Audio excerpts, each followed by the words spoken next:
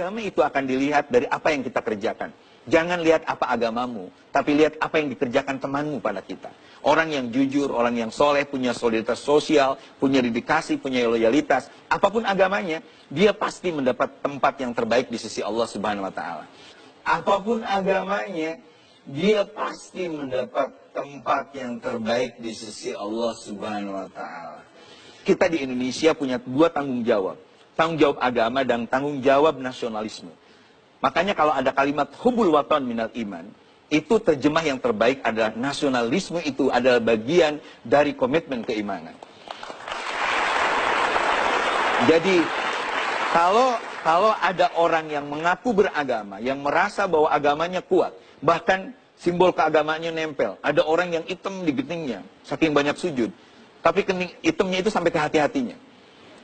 Jadi dengki. Ada orang yang begitu kuat mengaku komitmen agamanya, tapi dia mencaci maki negara kita, mencari kesalahan, membuat teror kepada aparat, termasuk kepada pahlawan, seperti polisi dan lain sebagainya. Maka dia dipertanyakan komitmen keagamaannya. Agama yang benar pasti menyuruh kita untuk memperkuat nasionalisme. Pendapat Anda pribadi dengan firman Allah, anak kecil muslim hafal. Juz 30 surah Bayyinah. Allah mengatakan, a'udzubillahi minasyaitonirrajim, innal ladzina kafaru min ahlil kitabi wal musyrikin fi nari jahannama khalidina fiha. Allah bilang, terjemahannya telah kafir ahli kitab, Yahudi dan Nasrani, dan orang-orang musyrik, dan mereka kekal dalam api neraka kalau mereka meninggal dalam keyakinan itu, kata Allah. Allah bilang kafir, Anda bilang tidak. Coba, nggak usah datangkan buku apapun. Anda pribadi berikan saya pendapat. Tak mungkin Anda doktor nggak ngerti bahasa Arab. Diam dia. Lalu saya bilang, baik, berikan saya pendapat Anda pribadi tentang sabda Nabi Muhammad SAW. Hadis sahih riwayat Imam Muslim.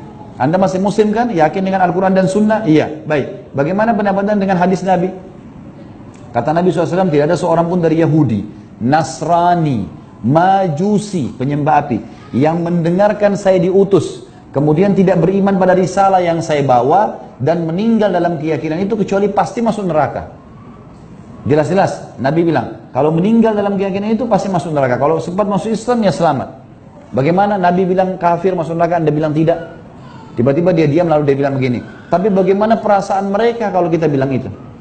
Saya sempat ketuk lantai masjid, saya bilang ini bukan masalah perasaan, ini masalah keyakinan. Anda menyebarkan keyakinan yang salah, saya bilang gitu. Kalau semua agama sama, saya aja Anda sama-sama, kita pindah Nasrani, nyanyi-nyanyi seminggu sekali masuk surga. Lihat 204 sampai 207, posisi paling kiri dari atas ke tengah. Saya agak cepat sedikit ya. Hati-hati dengan kalimat ini ya. Wa minan nasi may yu'jibuka qawluhu fil hayatid dunya wa yushhidullaha ala ma fi qalbihi wa huwa aladul khisam. Di antara sementara manusia, Anda akan temukan orang-orang yang retorikanya begitu cantik, kalimat-kalimatnya menarik. Awas, hati-hati. Sesekali dia akan mengambil nama Allah, ayat-ayat Quran untuk menguatkan argumentasinya. Wa huwa aladul khisam, padahal dia musuh yang paling nyata. Baik, Bapak Ibu sekalian pernah mendengar kalimat ini? Semua agama itu sama, menuju pada Tuhan yang sama, cuma dengan cara yang berbeda-beda. Anda katakan tiada Tuhan selain Allah, tapi Anda katakan semua agama yang lain sama. Dan itu dikemas dengan kalimat yang sangat indah gitu kan? Padahal kata Allah itu yang paling berbahaya. Ya. Maaf ya, kalimat ini oleh orang jahiliyah pun tidak pernah diucapkan. Silahkan cek ya. Demi Allah saya katakan, orang-orang jahiliyah ketika datang kepada Rasulullah SAW membawa proposal, mereka mengutus orang-orang terpercaya di zamannya. Masya Allah, datang pembesar-pembesar mengatakan, ya Muhammad SAW, kita memang berbeda. Tapi perbedaan kita tidak lantas menjadikan kita harus berselisih dan berperang. Cukup saja begini, kami sekarang ikut menyembah Tuhan kamu, besok kamu menyembah Tuhan kami. Jelas ya? Turunlah kemudian Quran surah Al-Kafirun itu. Qul ya ayyuhal kafirun, la a'budu ma ta'budun. Ujungnya, lakum dinukum. Kenapa kalimat ini muncul, lakum dinukum waliyadin? Untukmu yang kamu sembah, untuk saya agama saya. Karena mereka pun mengatakan di awal kita beda. Jadi, maaf ya, sebodoh-bodohnya orang jahiliyah masih paham ada perbedaan di situ.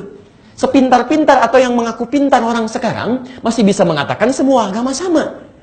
Jadi orang jahiliyah kalau mendengar kalimat itu pun akan kaget juga tuh. Hati-hati ya. Betul, itu disebutkan oleh Nabi. Ya. Antum kalau punya kitab Sahih Muslim, ini sering saya sampaikan, nanti buka jilid yang pertama ya. Kalau kitabnya sama dengan kami, itu silahkan yang ada syarahnya, syarah Sahih Muslim. Ya.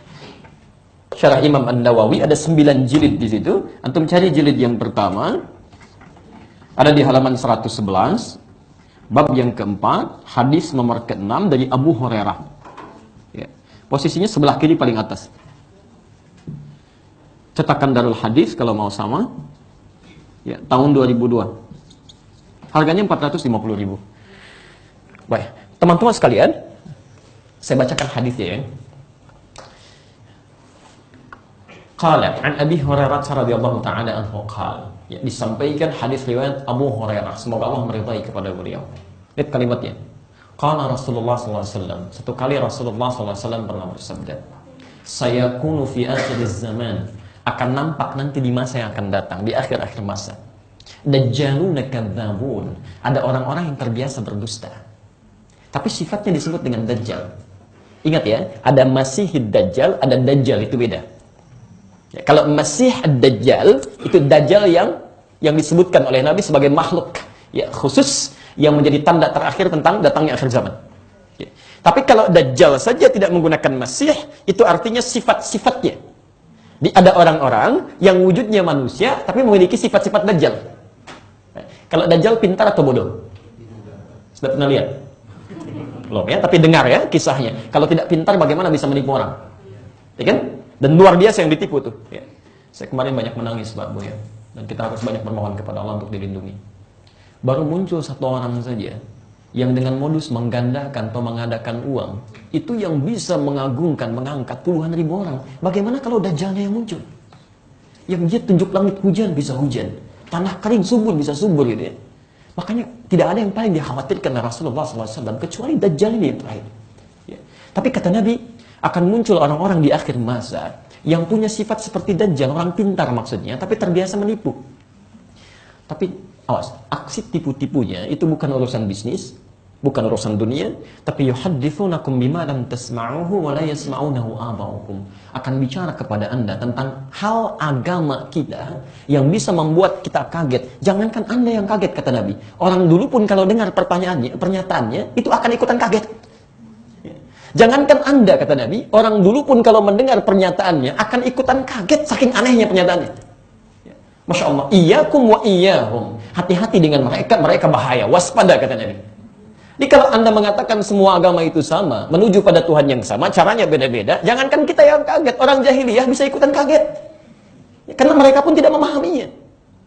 Nah, jadi teman-teman sekalian, hati-hati kalau ada orang-orang bersikap seperti ini, ada yang ikut-ikutan demikian, mengatakan Allah Tuhan, tapi salawatnya di tempat ibadah orang lain. Mengatakan Allah Tuhan, azannya di tempat ibadah orang lain.